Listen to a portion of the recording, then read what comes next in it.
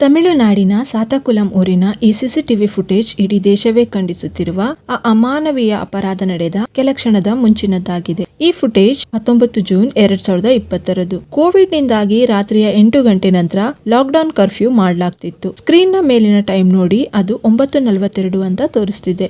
ಆದ್ರೆ ಶಾಪ್ ನ ಮಾಲೀಕನ ಪ್ರಕಾರ ಈ ಟೈಮ್ ರಿಯಲ್ ಟೈಮ್ ಗಿಂತ 1 ಗಂಟೆ 42 ನಿಮಿಷ ಮುಂದೆ ಇತ್ತು. ಅಂದ್ರೆ ಆ ಟೈಮ್ ನಲ್ಲಿ ರಾತ್ರಿಯ ಸಮಯ 8 ಗಂಟೆ 2 ನಿಮಿಷ ಆಗಿರುತ್ತೆ. ಅಂದ್ರೆ ಕರ್ಫ್ಯೂ ಶುರುವಾಗಿ ಕೇವಲ 2 ನಿಮಿಷ ಆಗಿತ್ತು. ಈ ವಿಡಿಯೋದಲ್ಲಿ ವೈಟ್ ಶರ್ಟ್ ಹಾಕೊಂಡು ನಿಂತಿರೋರು 59 ವರ್ಷದ ಜಯರಾಜ್ ಅವರು. ಇವರು ಮಾಸ್ಕ್ ಹಾಕೊಂಡು ಸೋಷಿಯಲ್ ಡಿಸ್ಟೆನ್ಸ್ ಪಾಲಿಸ್ತಾ ಶಾಪ್ ನ ಹೊರಗಡೆ ನಿಂತಿರ್ತಾರೆ. ಅವರಿಗೆ ಸ್ವಲ್ಪನೂ ಐಡಿಯಾ ಇರೋದಿಲ್ಲ ತಮ್ಮ ಜೀವನ ಕೆಲವೇ ಕ್ಷಣದಲ್ಲಿ ಎಷ್ಟು ಭಯಂಕರವಾದ ಟ್ವಿಸ್ಟ್ ಕೊಡುತ್ತೆ ಅಂತ.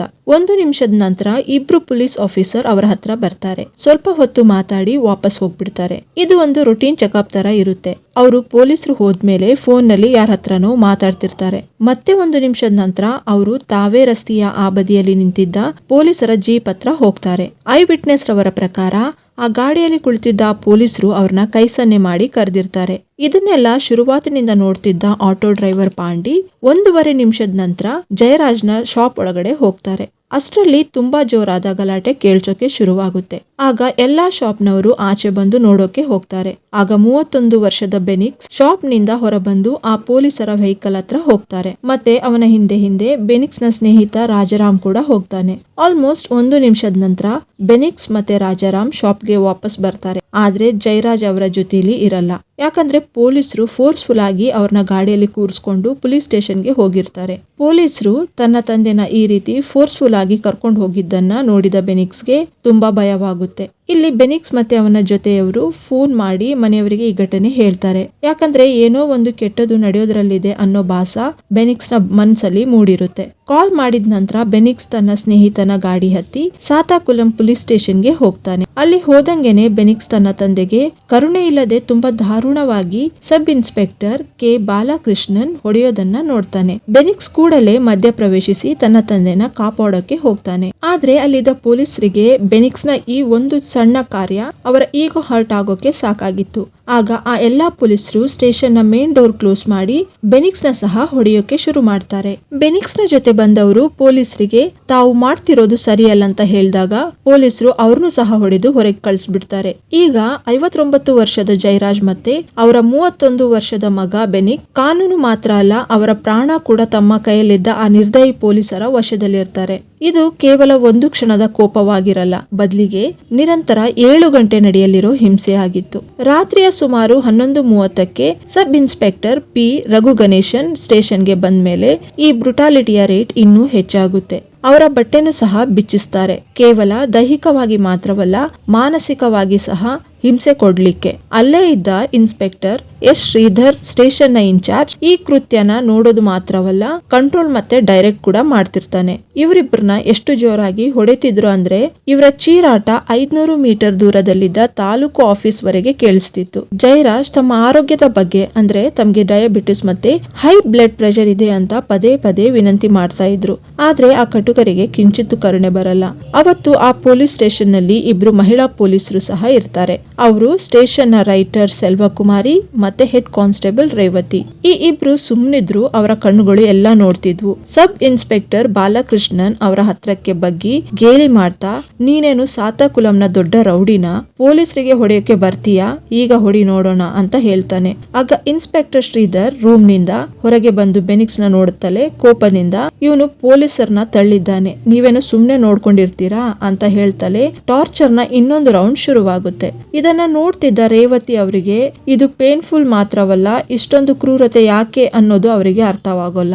ಅವರು ಈ ಘಟನೆನ ತಮ್ಮ ಗಂಡನಿಗೆ ಫೋನ್ ಮಾಡಿ ಸಹ ಹೇಳ್ತಾರೆ. ಮತ್ತೆ ಇವರಿಗೆ ಕುಡಿಯೋಕೆ ನೀರ್ ಸಹ ಕೊಡ್ತಾರೆ. ಇಷ್ಟಕ್ಕೆ ನಿಲ್ಲದ ಶ್ರೀಧರ್ ತನ್ನ ಸಹಕರ್ಮಿಗಳಿಗೆ ಇನ್ನೊಂದು ರೌಂಡ್ ಈಗ ಈ ಟೇಬಲ್ ಮೇಲೆ ಉಲ್ಟಾ ಮಲಗಿಸಿ ಹೊಡೆಯೋಣ ಅಂತ ಹೇಳ್ತಾನೆ. SI ರಘು ಗಣೇಶನ್ ಇವರಿಗೆ ಪೊಲೀಸರು ಹೊಡೆದ್ರ ಅಂತ ಹೇಳಿ ಉತ್ತರ ಕೊಡೋ ಮುಂಚೆನೆ ರಿಯಲ್ ಹೊಡೆತ ಏನಂತ ನಿನ್ಗೆ ಈಗ ತೋರಿಸ್ತೀನಿ ಅಂತ ಇನ್ನು ದಾರುಣವಾಗಿ ಹೊಡಿತಾರೆ. ರಕ್ತಸಿಕ್ತವಾದ ಬೆನಿಕ್ಸ್ಗೆ ತನ್ನದೇ ಬಟ್ಟೆಯಿಂದ ನೆಲದ ಮೇಲೆ ಚೆಲ್ಲಿದ್ದ ತನ್ನ ರಕ್ತನ ಕ್ಲೀನ್ ಮಾಡ್ಲಿಕ್ಕೆ ಹೇಳಲಾಗುತ್ತೆ. ಈ ಘಟನೆ ಮಾನವೀಯತೆಯ ಕೊಲೆಯಾಗಿತ್ತು. ಜೂನ್ 20 ಬೆಳಿಗ್ಗೆ 3 ಗಂಟೆವರೆಗೆ ಈ ಹಿಂಸೆ ಮುಂದುವರೆದಿತ್ತು. ಲಾಠಿಯಿಂದ ಅವರ ದೇಹದ ಕೆಳಗಿನ ಜಾಗದಲ್ಲಿ ಹೊಡೆದಿರ್ತಾರೆ. ಇದರಿಂದ ರೆಕ್ಟಲ್ ಬ್ಲೀಡಿಂಗ್ ನಿಲ್ಲೋ ತರನೇ ಕಾಣಿಸ್ತಿರ್ಲಿಲ್ಲ.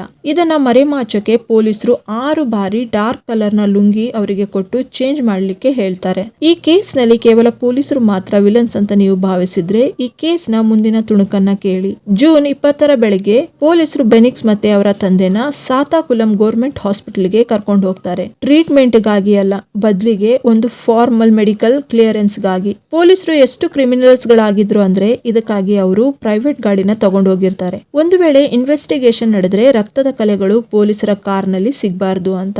ನಂತರ ಅವರು ಆ ಪ್ರೈವೇಟ್ ಗಾಡಿನೂ ಸಹ ಕ್ಲೀನ್ ಮಾಡಿಸ್ತಾರೆ. ಈ ಡಾಕ್ಟರ್ಸ್ ಮತ್ತೆ ಪೊಲೀಸರ ಯೂನಿಟಿ ಎಷ್ಟಿತ್ತಂದ್ರೆ ಅವರ ಈ ಗಂಭೀರ ಗಾಯಗಳನ್ನು ನೋಡಿದ ಮೇಲೂ ಅವ್ರನ್ನ ಅಡ್ಮಿಟ್ ಮಾಡಿ ಟ್ರೀಟ್ಮೆಂಟ್ ಕೊಡೋ ಬದಲು doctor vanilla medical fitness certificate ಕೊಡ್ತಾಳೆ. ಇದಾದ ನಂತರ ಇವ್ರನ್ನ ಜುಡಿಷಿಯಲ್ ಮ್ಯಾಜಿಸ್ಟ್ರೇಟ್ ಡಿ ಸರ್ವಾನಂದ ಅವರ ಹತ್ರ ಕರ್ಕೊಂಡು ಹೋಗ್ತಾರೆ.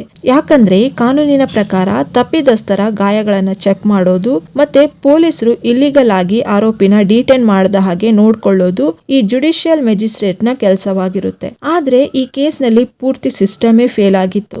ಜುಡಿಷಿಯಲ್ ಮ್ಯಾಜಿಸ್ಟ್ರೇಟ್ ಹತ್ರ ಕರ್ಕೊಂಡು ಹೋದಾಗ ಕೋವಿಡ್ ನ ಕಾರಣ ಕೊಟ್ಟು ಮ್ಯಾಜಿಸ್ಟ್ರೇಟ್ ಅವರು ಅವ್ರನ್ನ ಸರಿಯಾಗಿ ಹತ್ರಕ್ಕೂ ಸೇರಿಸದೆ ತಮ್ಮ ಮನೆಯ ಫಸ್ಟ್ ಫ್ಲೋರ್ ನ ಬಾಲ್ಕನಿಯಿಂದಲೇ ನೋಡಿ ಕೈ ಸನ್ನೆ ಮಾಡಿ ಅವ್ರನ್ನ ಜುಡಿಷಿಯಲ್ ರಿಮಾಂಡ್ಗೆ ಕಳ್ಸಿಕೊಡ್ತಾರೆ. ಈ ಒಂದು ನಿರ್ಧಾರ ಅವರು ಬದುಕುಳಿಯೋ ಎಲ್ಲಾ ಬಾಗಿಲನ್ನ ಮುಚ್ಚಿಬಿಡುತ್ತೆ. ಇಲ್ಲಿಂದ ಇನ್ನೊಂದು ಗೇಮ್ ಮಾಡಿದ ಪೊಲೀಸರು ಅವ್ರನ್ನ ತಮ್ಮ ಜೈಲ್ ನಲ್ಲಿ ಇಡದೆ ಅಲ್ಲಿಂದ 90 ರಿಂದ 100 ಕಿಲೋಮೀಟರ್ ದೂರದಲ್ಲಿದ್ದ ಕೋವಿಲಪಟ್ಟಿ ಸಬ್ ಜೈಲ್ ನಲ್ಲಿ ಇವ್ರನ್ನ ಇರಿಸ್ತಾರೆ. ಯಾಕಂದ್ರೆ ಯಾರು ಸಹ ಇವರಿಗೆ ಇಮಿಡಿಯೇಟ್ ಹೆಲ್ಪ್ ಮಾಡಬಾರ್ದು ಅಂತ.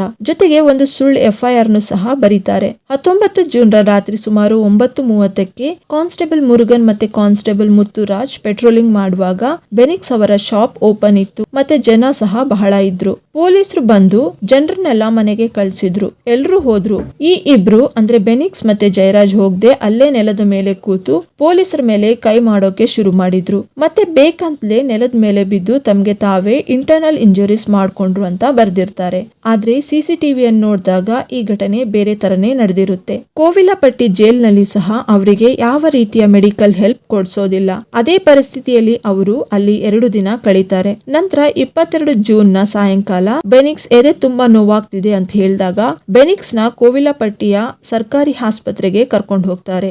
ಆದ್ರೆ ಅದಾಗ್ಲೇ ಲೇಟ್ ಆಗಿತ್ತು. ರಾತ್ರಿಯ ಸುಮಾರು 9 ಗಂಟೆಗೆ ಮ್ಯಾಸಿವ್ ಇಂಟರ್ನಲ್ ಬ್ಲೀಡಿಂಗ್ ಮತ್ತೆ ಬ್ಲಡ್ ಫೋರ್ಸ್ ಟ್ರೋಮಾದಿಂದಾಗಿ ಬೆನಿಕ್ಸ್ ಪ್ರಾಣ ಬಿಡ್ತಾರೆ. ಅದೇ ರಾತ್ರಿ ಸುಮಾರು 10:30ಕ್ಕೆ ಜಯರಾಜ್ ಅವರನ್ನು ಸಹ ಅದೇ ಆಸ್ಪತ್ರೆಯಲ್ಲಿ ಅಡ್ಮಿಟ್ ಮಾಡಲಾಗುತ್ತೆ. ಆದ್ರೆ ಅವರ ದೇಹ ಕೂಡ ಸ್ಪಂದಿಸೋದನ್ನ ನಿಲ್ಸಿರುತ್ತೆ. 23 ಜೂನ್ 2020 ಬೆಳಗ್ಗೆ ಸುಮಾರು 4:30ಕ್ಕೆ ಶ್ವಾಸಕೋಶದಲ್ಲಿ ಹೋಲ್ ಮತ್ತೆ ಉಸಿರಾಟದ ತೊಂದರೆಯಿಂದ ಅವರು ಸಹ ಅಲ್ಲಿ ಕೊನೆ ಉಸಿರಿಳಿತಾರೆ. ಈ ಕತೆ ಇವರಿಬ್ಬರ ಸಾವಿನೊಂದಿಗೆ ಕೊನೆಗೊಳ್ಳದೆ ಜನರ ಮನಸ್ಸಿನಲ್ಲಿ ಅನೇಕ ಪ್ರಶ್ನೆಗಳೇಳೋಕೆ ಶುರುವಾಗುತ್ತೆ. ಇವರ ಸಾವಿನ ಸುದ್ದಿ ಕೇಳಿದ ತಕ್ಷಣ ಇಡೀ ಸಾತಾನುಕುಲಂ ಊರಿನ ಜನ ರೋಡಿಗಿಳಿತಾರೆ. ಇದರ ಎಫೆಕ್ಟ್ ಇಡೀ ರಾಜ್ಯದಲ್ಲಿ ಗೋಚರವಾಗುತ್ತೆ.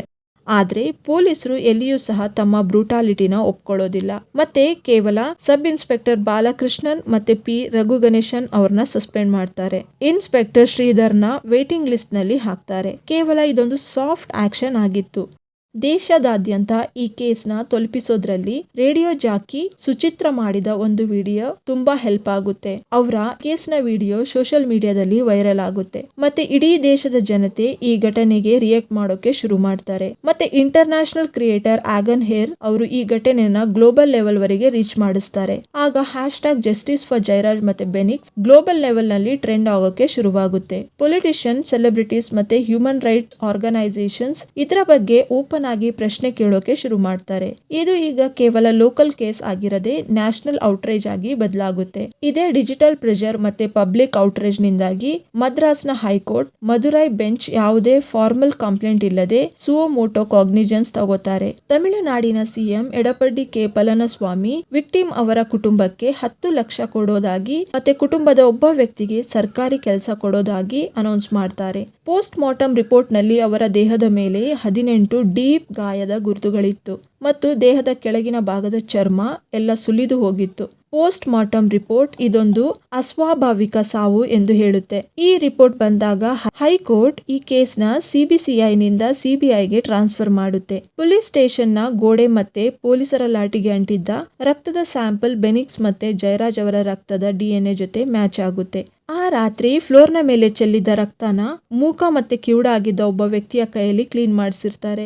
ಆತನ ಸ್ಟೇಟ್ಮೆಂಟ್ ಸಹ ಆತನ ಹೆಂಡತಿಯ ಸಹಾಯದಿಂದ ತೆಗೆದುಕೊಳ್ಳಲಾಗುತ್ತೆ. ಜುಲೈ 7, 2020 CBI ಅವರು ಸಾತಾನುಕುಲಂನ 10 ಪೊಲೀಸ್ ಕರ್ಮಿಯರನ್ನು ಅರೆಸ್ಟ್ ಮಾಡ್ತಾರೆ. ಈ 10 ಜನರಲ್ಲಿ ಒಬ್ಬರಾದ sub inspector Paul Durai investigation ನ ಸಮಯದಲ್ಲಿ ಕೊರೋನಾ ಬಂದು ಸತ್ತೋಗಿರ್ತಾನೆ. ಕೊನೆಗೆ 6 ಏಪ್ರಿಲ್ 2026 ಜಡ್ಜ್ G. ಮುತ್ತುಕುಮಾರನ್ ಅವರು ಈ ಕೇಸ್ನ ಅಂತಿಮ ಮತ್ತು ಐತಿಹಾಸಿಕ ತೀರ್ಪು ಕೊಡ್ತಾರೆ. ಈ ಎಲ್ಲಾ 9 ಪೊಲೀಸ್ ಕರ್ಮಿಗಳಿಗೆ ಮರಣದಂಡನೆಯ ಶಿಕ್ಷೆ ಕೊಡಲಾಗುತ್ತೆ.